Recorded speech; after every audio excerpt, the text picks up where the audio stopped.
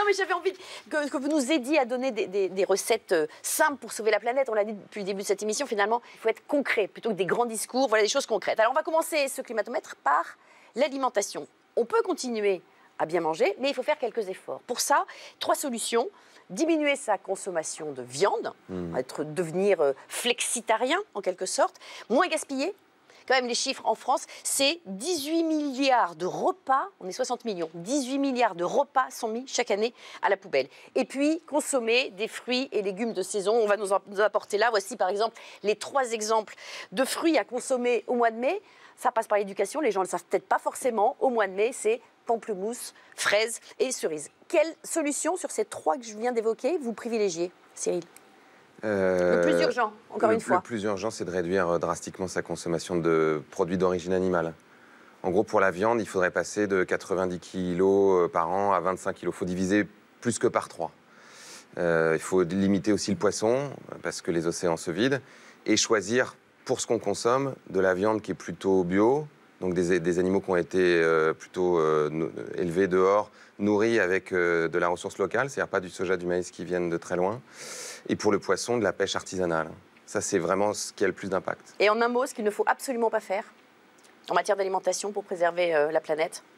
Ah bah, manger des gros burgers tous les jours. Voilà, c'est ça. Il y a un truc que je voudrais dire. Vous voyez, pour moi, c'est assez symptomatique de quelque chose. Je vais être redondant par rapport à la notion d'éducation, mais Cyril, il est au fait de ces choses-là. Il a étudié, il parle avec des spécialistes, etc., etc. Mais la réalité, c'est que ce qu'il sait, on devrait l'enseigner dans les écoles. On devrait, quand je parle d'imposer, entre guillemets, les choses, déjà au niveau des programmes scolaires, que dès le plus jeune âge, on soit sensibilisé à ces choses-là. Parce que le problème, d'avoir 18 ans. Ouais, parce que le problème, c'est que ça c'est la vie, je veux dire. Et qu'à la cantine, ça soit comme ça. Et qu'à la cantine, ce soit comme ça. À un moment donné, il y a des choses vraiment concrètes à faire de ces choses. Et c'est pour ça que tout à l'heure, je parlais de l'écologie de l'âme, d'une certaine manière. C'est qu'à un moment donné, de se dire, voilà, qu'est-ce qui est réellement important et comment faire concrètement les choses tout de suite et maintenant. Alors, deuxième étape de ce climatomètre, c'est l'habillement. On en a parlé dans la première partie de l'émission. Là aussi, il y a un effort à faire. Moi, j'ai trouvé un chiffre qui est absolument dingue. Pour produire un simple t-shirt, vous savez combien il faut de litres d'eau? 2700 litres d'eau sont nécessaires. Et 20% des eaux du monde sont polluées par l'industrie textile. C'est vraiment important, l'habillement. Donc, 3 solutions pour s'habiller autrement. 1, choisir des vêtements fabriqués comme celui-ci avec du chanvre, du lin ou du coton. Achetez moins. Tout simplement. Achetez moins, tout simplement. Alors, il y a des chaînes de prêt-à-porter qui commencent tout doucement à faire des choses un peu plus bio. Et puis, privilégier les vêtements recyclés. Là aussi, certaines grandes chaînes s'y mettent, mais timidement. La plus urgente à appliquer sur ces 3 formules, selon vous? Acheter de seconde main.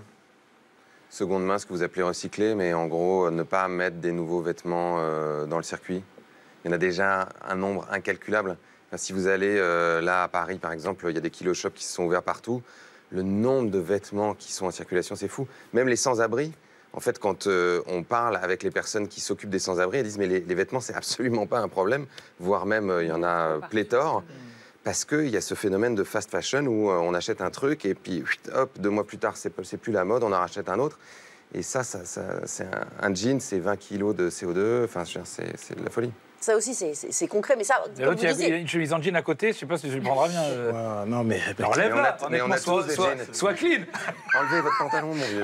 Mais oui, moi j'ai lancé le combat. Alors moi, je n'assume aucun combat pour l'écologie. Il va le faire, il n'attend que ça. Parce que là, ça se répond pour... Il est en chanvre, ce qui fait que je change de position régulièrement. D'accord.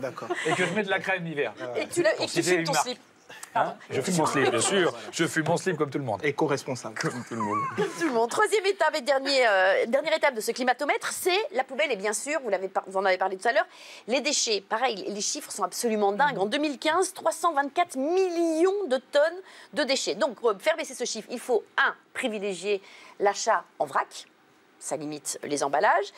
Au lieu de jeter les objets, leur permettre de vivre une seconde vie, comme pour les vêtements dont on parlait à l'instant, et puis fabriquer ensuite ses propres produits. On va voir pour le dentifrice, je vais vous montrer ce qu'il faut pour fabriquer du dentifrice, son propre liquide vaisselle ou son déboucheur de canalisation. Alors voilà, pour fabriquer du dentifrice, c'est du bicarbonate de soude, de l'argile blanche et quelques gouttes d'huile essentielle.